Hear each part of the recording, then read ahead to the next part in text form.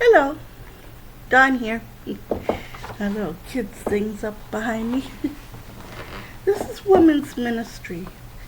It's January 31st. And it's about having a great marriage. Not just a good marriage, but a great marriage. Some of the things that we could talk about having a great marriage. So if you'd like to write in a journal, write some notes, that would be all right too. If you're ready, we can get started. We'll start with prayer. Lord, thank you for this day that you have given us. Give us the wisdom of having a great marriage and some of the things that we can do under your name and under Jesus' name, that our families will come together as one with understanding, wisdom, and grace. In your name we pray. Amen. Okay, so we'll talk about marriage, having a great marriage. And with marriage, it usually comes with having a family. And when a marriage doesn't go well, then the family starts to fall apart. And sometimes, during a marriage, if it's not going well, the women try to change the men, or the men try to change the women. But don't try and change your spouse. God created them to be who they are. So here we're gonna talk a little bit about your friend, your husband. And I know that as women, we can be really hard and close our hearts and just kind of give up. Men are the same way too. So it's not just women, but it's men. So what do we say when we get upset and we don't get things, like we want? Usually it's emotional support. We call this the discouraged friend. It's a time in your life when you've been married, you get discouraged because you're not getting exactly what you want. So it's a time in life where you're discontented, where you're not very happy. Maybe it's something like he has a new career or he has a new job, and you're both really in the beginning, go, go, go, go, let's do this, I'm excited for you to have this new career and how much more it can help our family. But then you find out he has a long hours that he has to work. Sometimes he may come in, leave at 7 o'clock in the morning and not get home until 10, 11, 12 o'clock at night because his job is demanding. So it's not always, he's cheating on me. It could be means that his job is very demanding. Or maybe he not only does he have long hours at his work, but he also volunteers at like a soup kitchen, or maybe he's helping children, play sports, and that takes time away from his family. And as a wife, we do get discouraged because we don't see him very often. So, that time, that can make us shut down. It can make us shut down. And we just kind of grow cold and pretend like we give up. Don't give up. So, which also helps when there's no communication, there's no emotional support. it gets you discouraged. Well, there's another story that someone had stated, and that's when the husband decided to go back to school. So not only was he going back to school to get a higher degree, and this happens with women too. Women go back to school to get a PhD or a master's degree or a higher degree. Maybe they're just going to get associates. But they're gone more. They're gone more. They're not with a family. They're not comforting their needs of their husbands or their children because they're not there. But if you have a child that likes to draw and you notice that you're not in the picture, that should give you an idea. You're not there, so you can't be in the picture of the family, can you? That should sink into your brain. So, some people, whether male or female, they start nagging at their spouse. They're cold to their spouse. They don't want to be touched by their spouse. They shut them down. That's not a good thing. Because there's things that could happen when you do that. So understanding a woman's top 5 of needs, as they are successfully met, it will lead the experience as a great marriage. So what are some of these needs, these 5 love needs that they have? And this not for the wife, but also wife and husbands. Even though we're different, we can express them differently. So the 5 top love that each spouse needs is number 1, unconditional love. Love that Jesus gives us. From Jesus gives us unconditional love, right? He does. He doesn't put conditions, either you do this or I'm going to stop loving you. He doesn't do that. He says, I love you for who you are. I love you unconditional. So, unconditional love,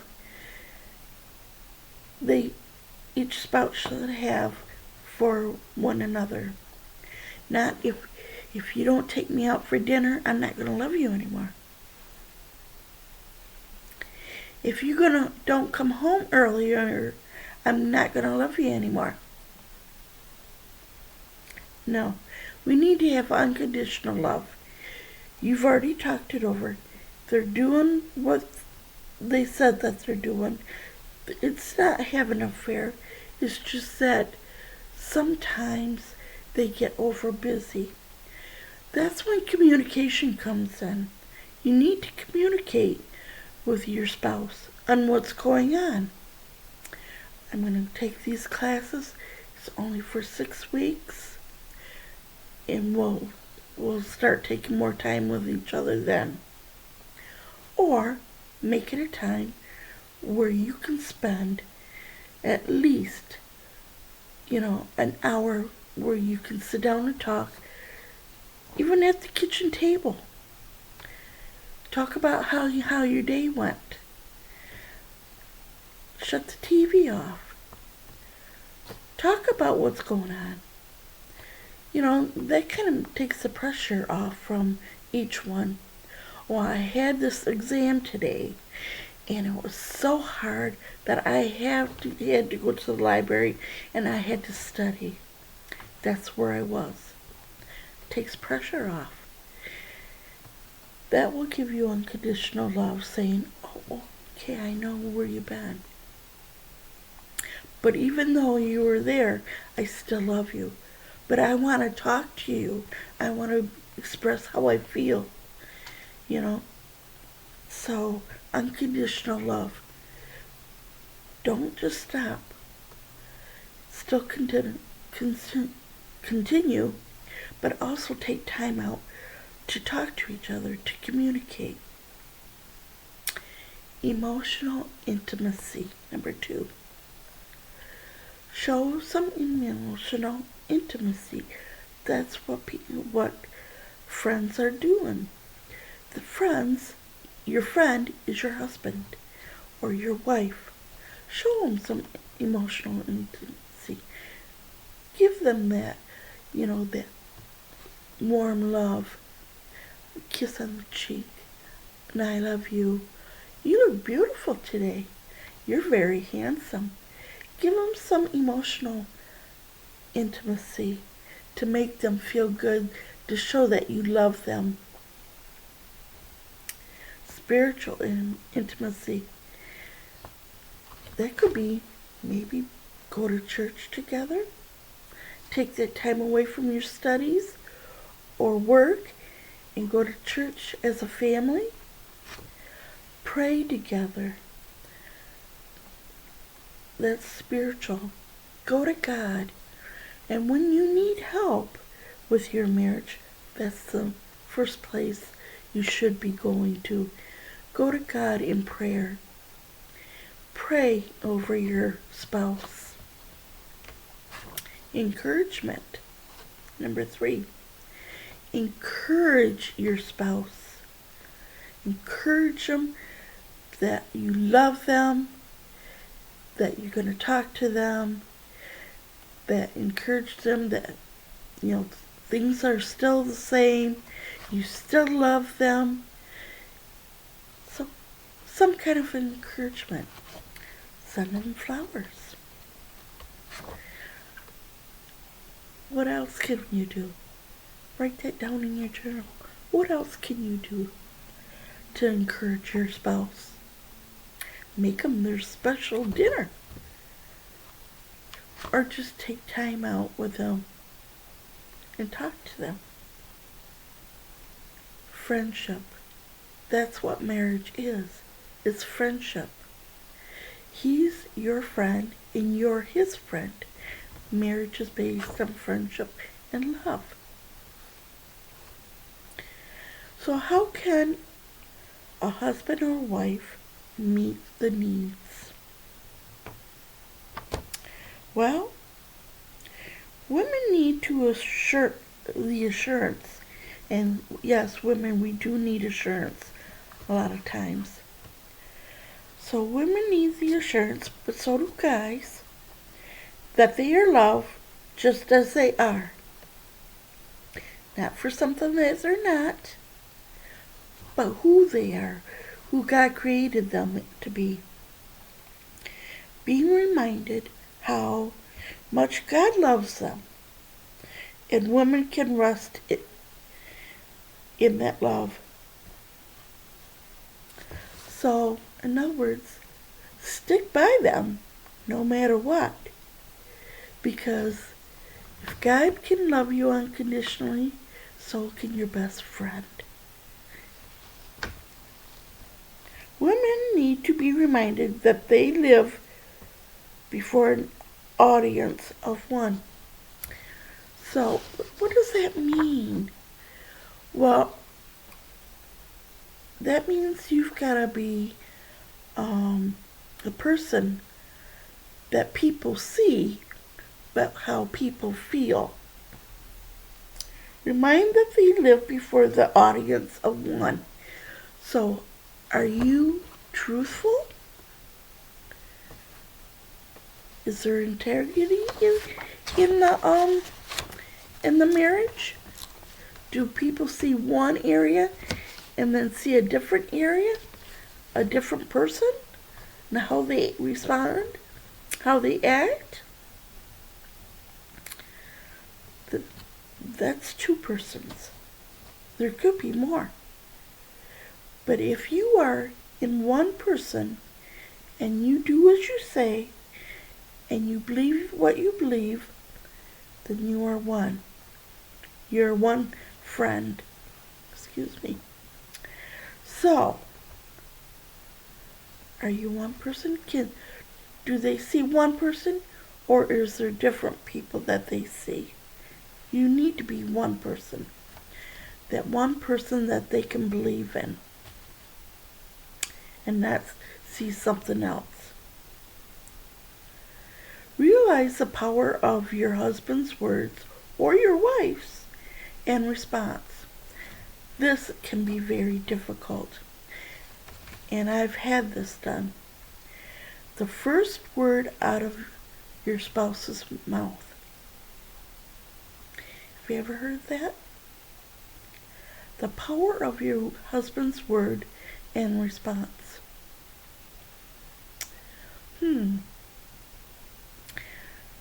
Does he say, "You look very beautiful today. I love the way you have your hair.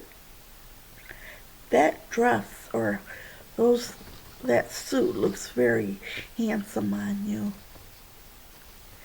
What's coming out of your mouth? Are you saying something that's positive? Or are you saying something that's negative? Oh, you can't be loved. You never do anything right. No one will ever love you. What's coming out of your mouth? Is it positive? Like, "I love you for who you are"? Or, "No one will ever love you. You're too fat and ugly." So it is. Words can hurt. It destroys. So we need to watch what comes out of our mouth.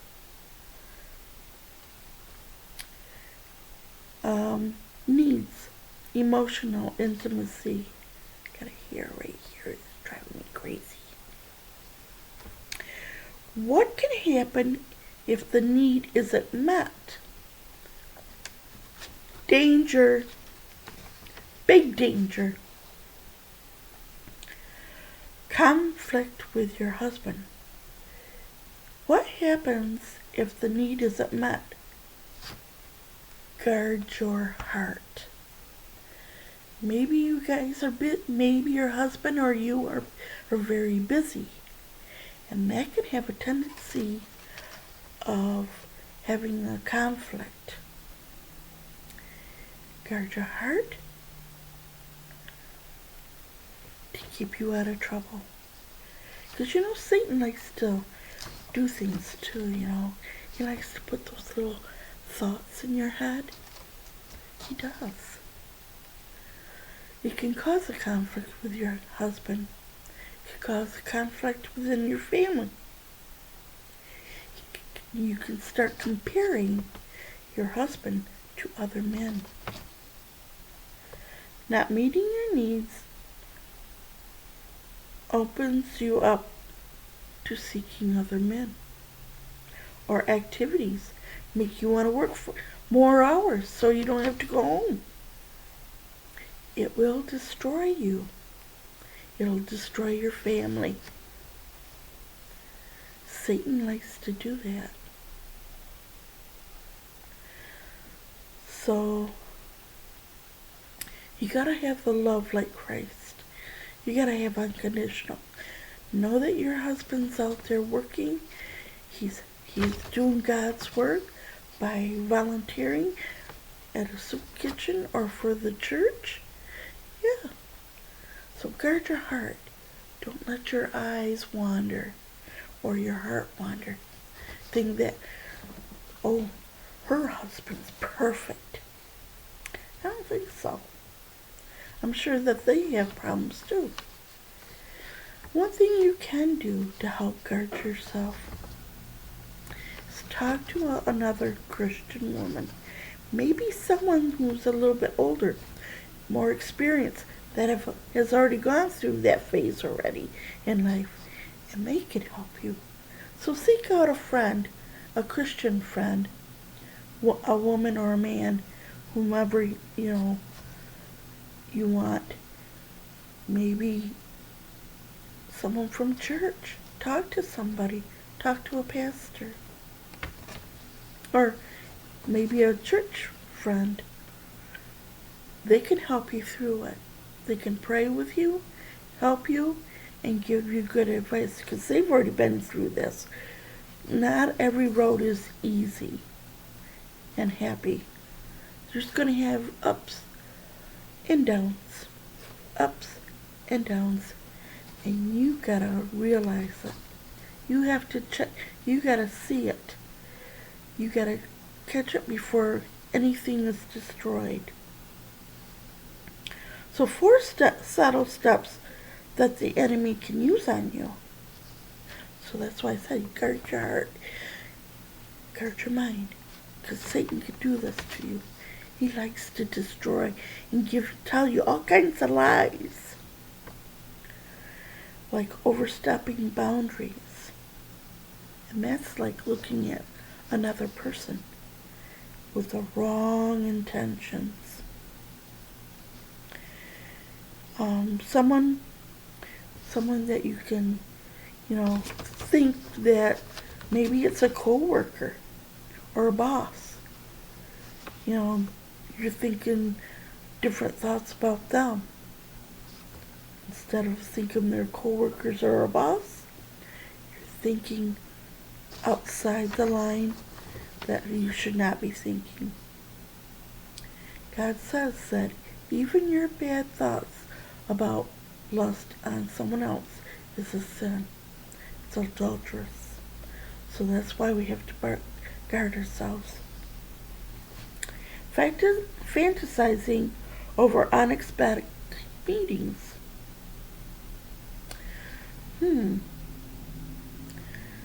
That's the same thing. Unexpected meetings. Are you meeting someone somewhere? Maybe thinking, oh, it's harmless. Well, maybe it's not. Maybe believing there's a future with another man or another woman. Guard your heart. Pray to God. Pray for help. Talk to somebody. They will help you through it.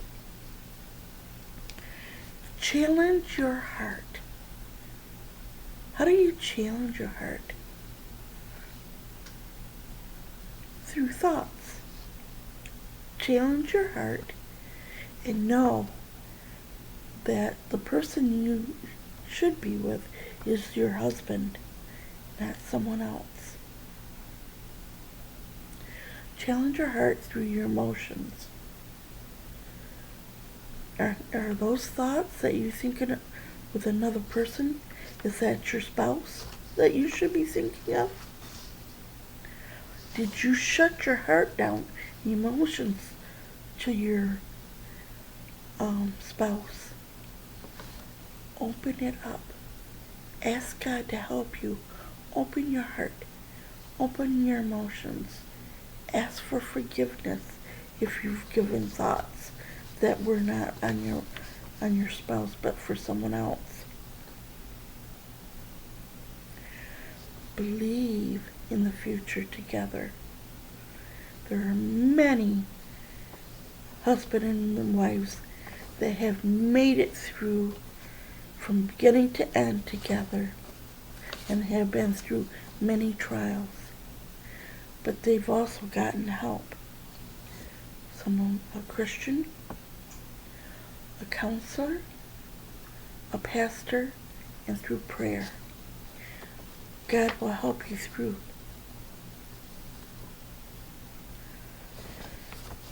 Four steps of action.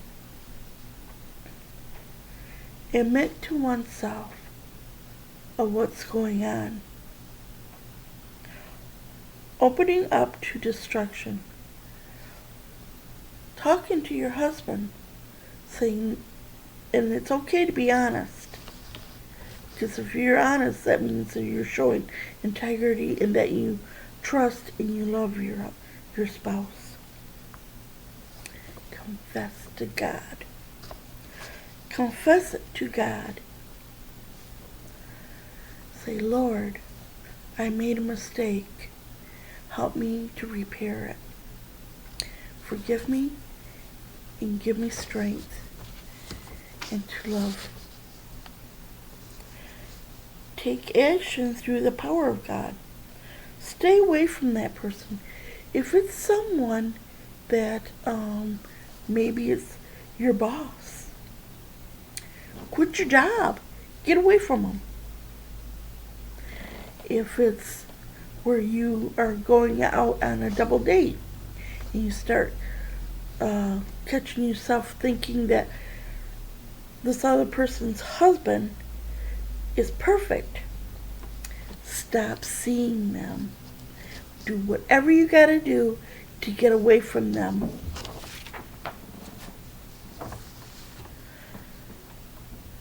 Go to one's husband and commit. Recommit.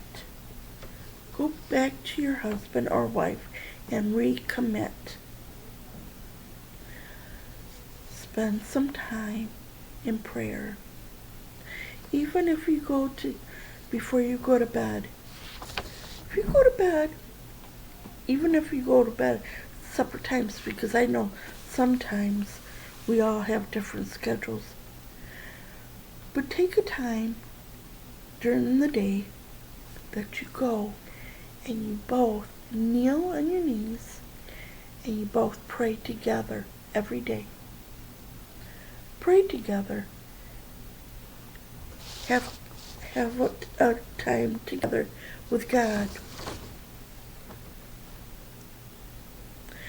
So how's one's husband can meet the need for emotional intimacy? Treating his wife with honor as his best friend or customer. Help resolve conflicts. Don't go to bed angry. I'm sure you've heard that one. And a heart needs to be clean. You need to have a clean heart. You need to guard your heart. So help resolve conflicts before. Don't go to bed angry. Talk to each other. And your hearts need to be clean. Safeguard his relationship with other women, such as a co-worker. Sometimes, it's not always possible to drop your job and find another one. But you can cut off any relationship with that coworker. Need number 3, spiritual intimacy. What women need from their husbands to experience spiritual intimacy. Well, we need spiritual fellowship with the Lord. It takes 2 people to make a marriage work. We need him to listen.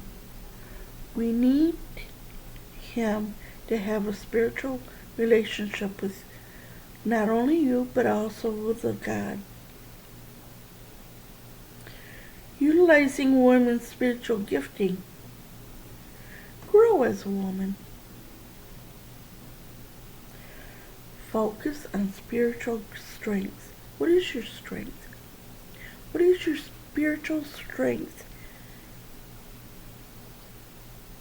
We all have spiritual strengths.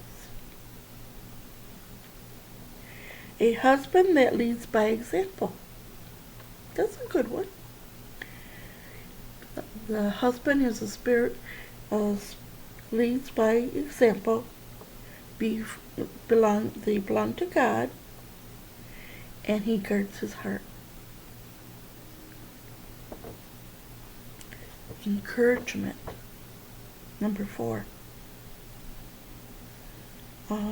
This one was about a story about a fight. It's about a man that fought for our country, but when he was in school, his teacher or nun, they all made a list of something good about each person in that class. Well, the nun made a list for everybody of what everybody said. And this soldier kept it in his wallet. He ended up dying in the war.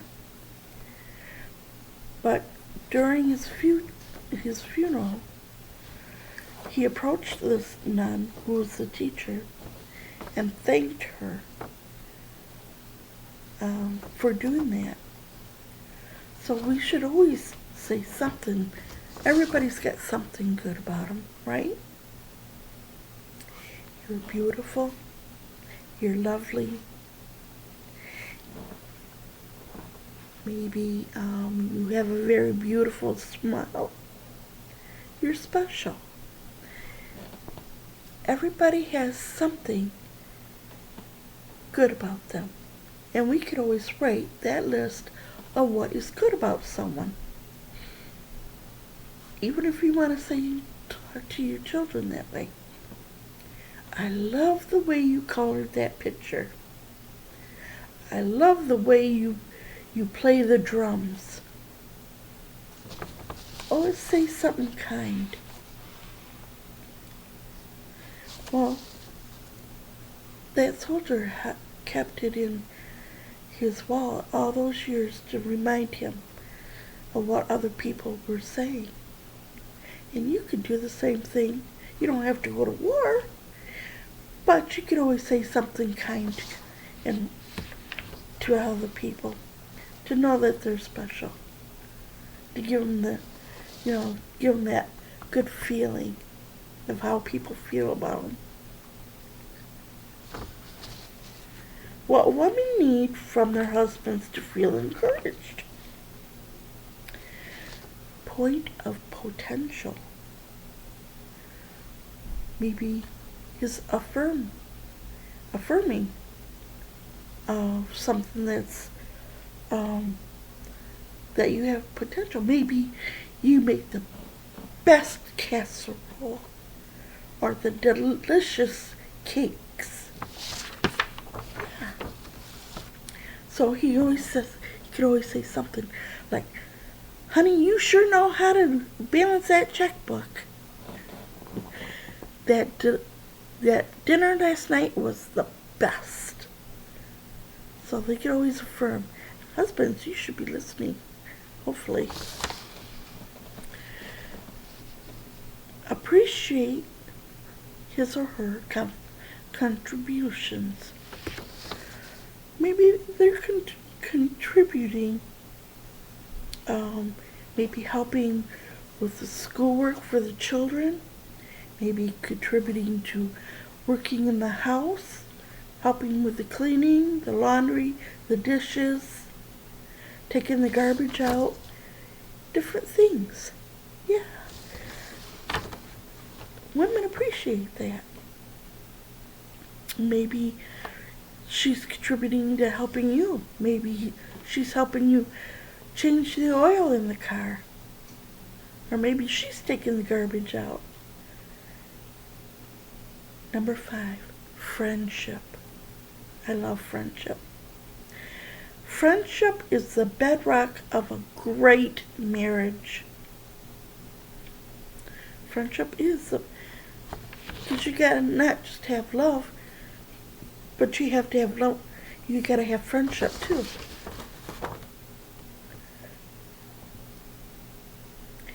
What women need from their husbands. They need friendship. They need love.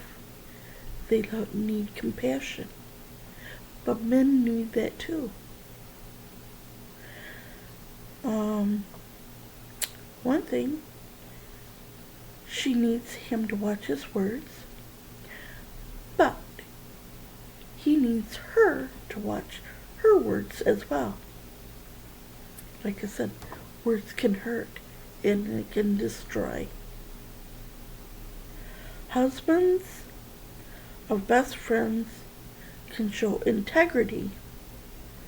They're cautious of words. They share their dreams, and they set goals. They do things together, like praying together, going to church together, maybe even taking a nice walk on a breezy summer day, just to get some exercise. That would be nice, huh? So if women and men truly want to make their marriage a great marriage, Christ must be the center of their marriage. And if you read Philippians 2, it's a spirit of humility. So I encourage you to read Philippians 2, the spirit of humility. And remember, your spouse is your best friend. Take care of them and have a great marriage. Bye-bye for now.